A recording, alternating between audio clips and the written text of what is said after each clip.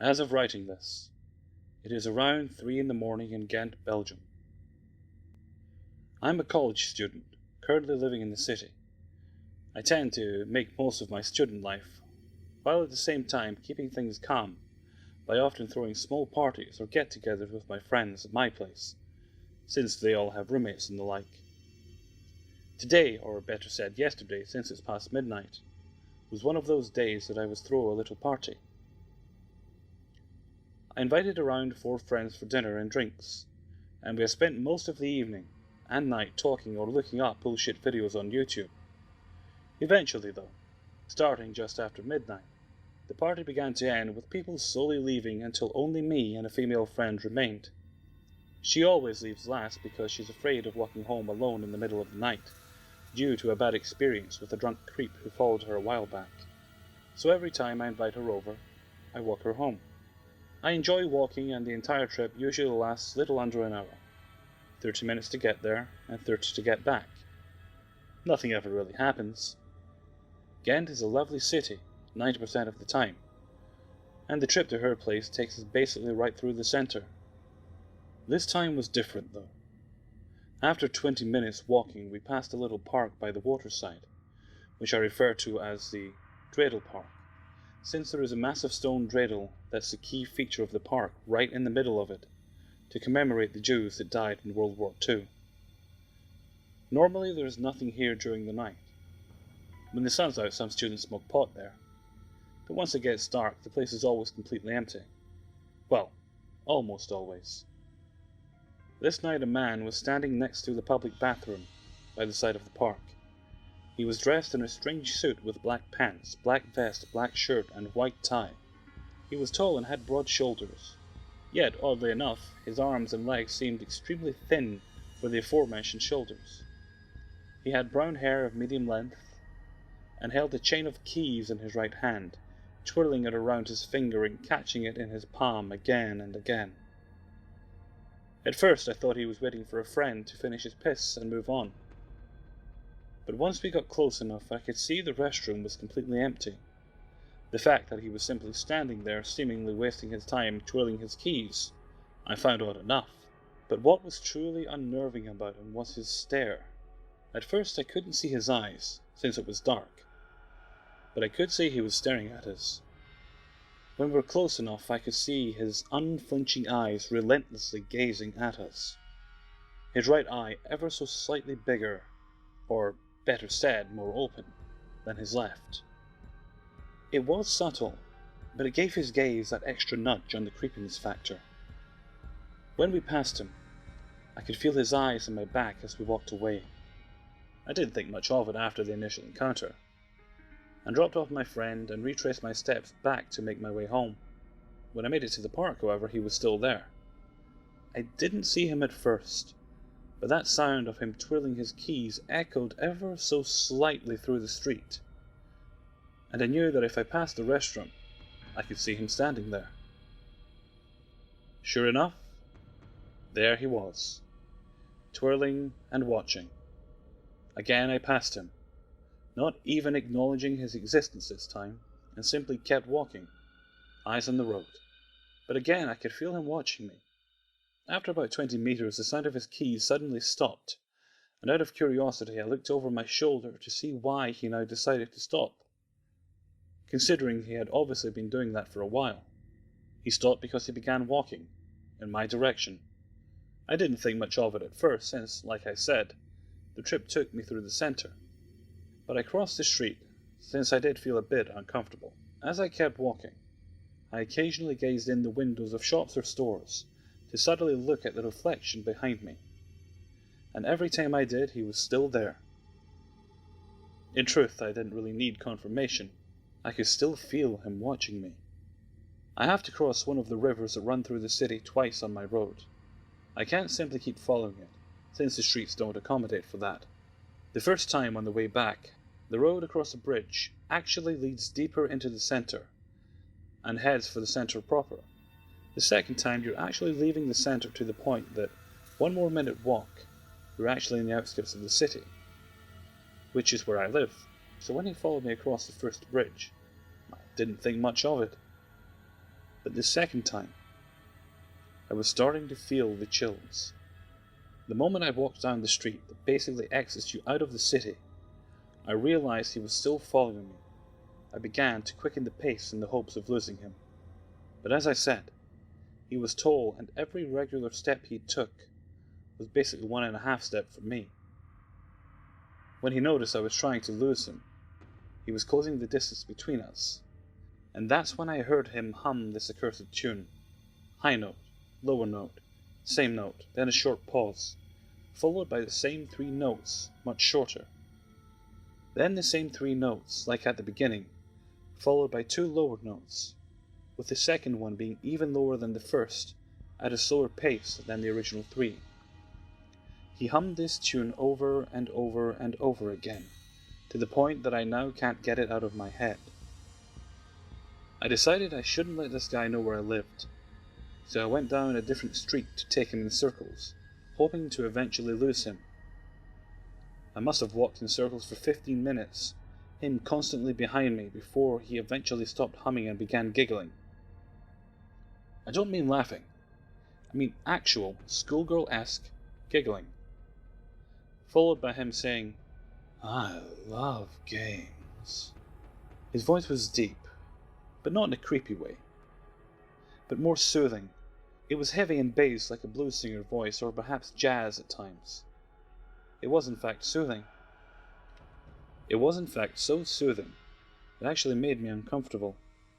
Despite what he said, I think he must have been tired of my games, for now he rapidly approached. He didn't run or jog. He merely walked faster than me, until at last stopped, closing in mere centimeters from my back. I could always feel his eyes, but now I could feel his breath as well. The gusts from his breathing moved the hairs on the back of my head and neck. It was fight or flight at this point, and I chose flight.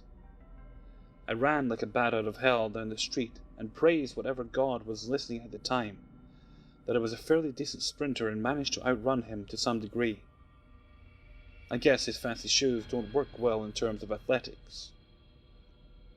I was happy that I could outrun him, but the reality of the matter is that I have close to no endurance when it comes to running, so I was quickly tiring. I ran back towards the city centre, which at that point wasn't far, and the moment I came close I saw a tram waiting at the station ready to leave. I jumped on it just as the doors were closing behind me, and gazed at the lights on the door button until they went out, which meant the doors were locked. As the tram slowly started to go, I looked up and saw him standing at the station stop, gazing right back at me with a faint smile over his face. Keys in hand, twirling, and while I couldn't hear, I was sure he was humming that damned tune, over and over again. I truly hope I never see him again. This situation occurred to me when I was at the naive age of 12 years old.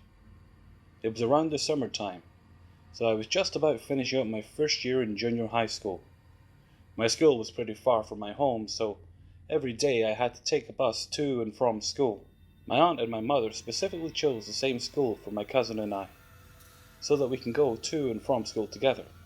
Since we did not have the same schedule, the rule was to wait for each other, depending on who left school first, to take the bus together. We were not allowed to walk home from school. It was quite a distance, so they did not want us to take the risk by walking home. Unfortunately, my cousin didn't always follow that rule. He didn't see the need to take the bus with me every day, and would sometimes go walking home with his friends, who happened to live close to him. Most of my friends lived near our school, so I had no one to walk home with. There were times he did take the bus, though, depending on his mood, I guess. So one day, I head over to the bus stop, waving goodbye to my friends, and waited. This bus was one of the slowest buses ever, and would often get so packed with people that it would skip my stop, so I usually expected to wait a while. On this day, though, the bus stop was surprisingly empty except for maybe 1 or 2 other people. It was early summer, so most students would go to the pool or go to the park right after school to hang out. Basically, everyone was walking home except me. Living in a city, New York to be exact, exposes you to weird experiences on almost an everyday basis. I was young, naive, and seriously thought I was not likely to run into anything strange. This is probably why I never really paid much attention to my surroundings. However, after waiting at the bus stop for a few minutes, I felt strange. I felt like I was being watched. New York City on a bright summer day meant there were plenty of people around, but somewhere, someone was watching me. I could not pinpoint who or where, but it was such an unmistakable feeling. I tolerated this for a few minutes and just ignored it. If it was bad, it would have happened already. Yes, that was my stupid logic. From time to time I would check to see if the bus was coming, but it was nowhere in sight. I guess the feeling of being watched was getting to me because I was starting to feel anxious. Right when I thought I was just being stupid, a man approached me. It was like he'd just appeared beside me. I didn't even feel his presence at all, and jumped in surprise when he asked, "Hey, can you help me?" I never mentioned this, but as a 12-year-old female, I was already around 5'7", tallest of my class, and this guy was around 5'5" or so. He looked to be in his mid-40s and was Hispanic like myself. He looked to be pretty harmless. He didn't look like he was high or drunk. He asked me this question in Spanish, to which I responded, "Sure, how can I help you?" in Spanish as well, since he didn't look suspicious at all. I relaxed and was eager to help a person in need. He then asked, "How do I get to Avenue B?" I looked at him with, I assume, a very confused expression. We stood near a corner where the street sign was clearly visible. It said, Avenue B. This was obviously a red flag, even for a naive 12-year-old girl. I held back a chuckle, thinking maybe he couldn't see well, and said, "This is Avenue B." Then he looked at me for a moment, and gave me one of the most creepiest smiles I've ever seen. It wasn't warm at all, it felt wrong, like it wanted to eat me alive. I instantly felt nervous. Then he said, "You're such a sweet girl for helping me. What's your name?" My heart was racing at this point. "I can't tell you." I responded quickly and checked to see if the bus was coming.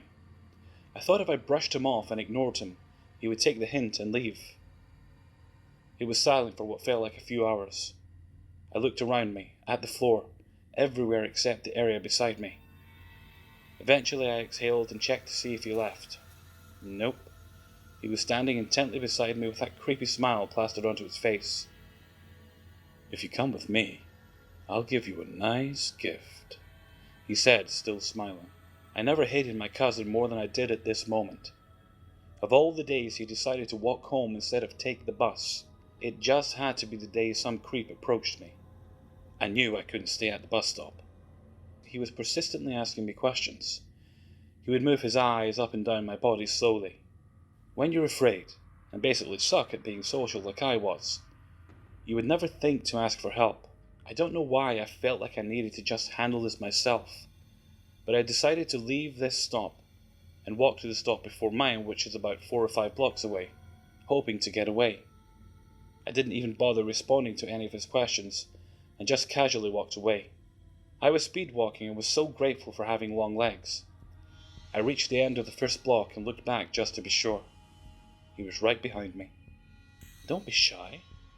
I just want to give you something," he said, basically pleading. Nope, I didn't want it. I kept walking, looking through the crowd of students, hoping to spot someone I knew. No luck. So I kept walking until I finally reached the next block. The blocks were short, but felt so far apart in that moment. I had 3 left. I looked back again and he was still there, laughing like we were playing some sort of game. This guy was keeping up pace, even though my strides were longer than his. He was so close. I can hear him breathing heavily. He was practically jogging behind me since he had trouble keeping up. This guy was seriously demented. There were no cell phones yet back then when this happened, so it's not like I could call anyone. I didn't want to stop at a payphone to make a call so that he can catch up to me easily. I didn't want to bother asking a stranger for help either. If anything, I was paranoid. What if they say I did the same thing as this creep? I thought. I was an idiot. I was panicking, so at that moment I lacked common sense. "Stop walking so fast," he said.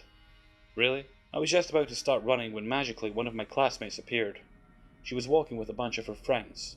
We had a few classes together and hardly spoke to each other at school, but I didn't care. I needed an escape.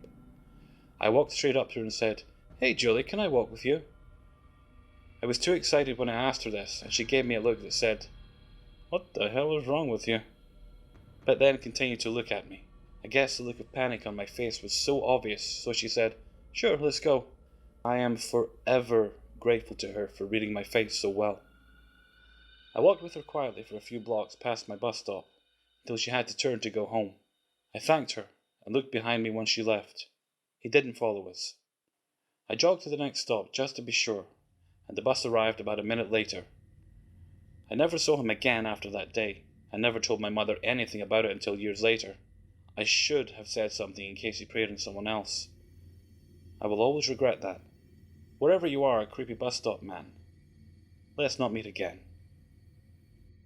Note: this is from a female's perspective. At the time, I was working in a kind of sketchy area of town. I was getting out of work just before 11 p.m. My home at the time was about 10 minutes away from where I worked, but I had sustained a sports injury earlier in the week and didn't feel like walking. My roommate was gone for the week. I didn't have a car, and nobody else was answering their phones. My workplace was just on the other side of the street from one of the major bus stations in town. I looked at my bus schedules on my phone and realized that I would just have to wait about 10 minutes for a bus. Most of the homeless people that hung around the bus station were nice, but there was a very healthy red light district in this part of town, and a lot of activity involving drug dealers and gangs. I was sitting on the bench waiting for the bus when I was approached by this guy, who told me his name was Zeke. I would say that he was probably in his mid-50s to early 60s, was of average height, and was disturbingly skinny. He smelled really bad and had visible track marks, and hardly ever seemed to blink. He kept putting his hand on his crotch, and it kind of bothered me. He was clearly high on something, and this could get really scary if I didn't play my cards right. He started flirting with me, and he probably thought he was Rico Suave in his head. It started off benign enough, with him saying things like, "You have pretty eyes and hair." Things started to get really weird. "What cup size are you? Are you a virgin? I bet your pussy is tight. I bet your titties are really perky." I just acted sexually oblivious or said, "Thanks," whenever he complimented me, whether I meant it or not. This was not my preferred MO, and not what I would have normally done in a situation like this. Based on his fresh-looking track marks and behavior, I knew he was high, and this had a very real possibility of getting out of hand if I were to piss him off by leaving suddenly, or telling him how I really felt about his compliments.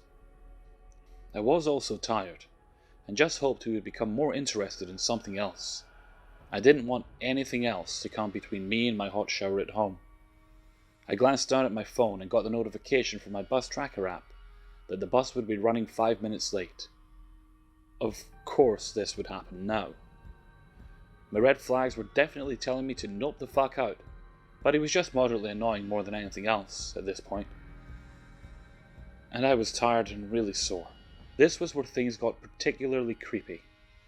He started touching my face with his grubby hands and telling me how smooth my skin was. Then he asked, "Do you want a child?" I responded with an honest no, as I have never wanted children. He offered to help me with it in case I ever changed my mind. I told him that it wouldn't be necessary, and I finally saw that my bus was only a minute away. This somehow led to him giving me gifts from out of his backpack. The gifts consisted of a worn children's book and a folded towel. I took the gifts home, knowing my boyfriend would be home from work soon, and he had to see the gifts the creepy junkie at the bus station had just gave me. I didn't unwrap the towel until I got home to show my boyfriend, who was walking into the door around the same time. I unfolded the towel, and to my horror, there was what appeared to be a used pair of women's underwear. I don't know why he had them, and I don't want to know. I promptly took everything to the dumpster, and took a very long, very hot shower. Hey guys, Hellfreezer here. Thanks very much for watching. Well, that's episode 9 we're up to so far. Surprised I got there so quickly. This should be the last video with this particular audio quality. I've just ordered some new equipment, and if it arrives this week, then hopefully the next Creepy Stories video should sound a lot better. I'm having such a good time I decided, what the hell, if I'm going to keep doing this, I may as well have better recording equipment to do it. So I've ordered a proper microphone, and I'm kind of looking forward to it arriving. Until next time, thanks once again for listening, and take good care of yourselves.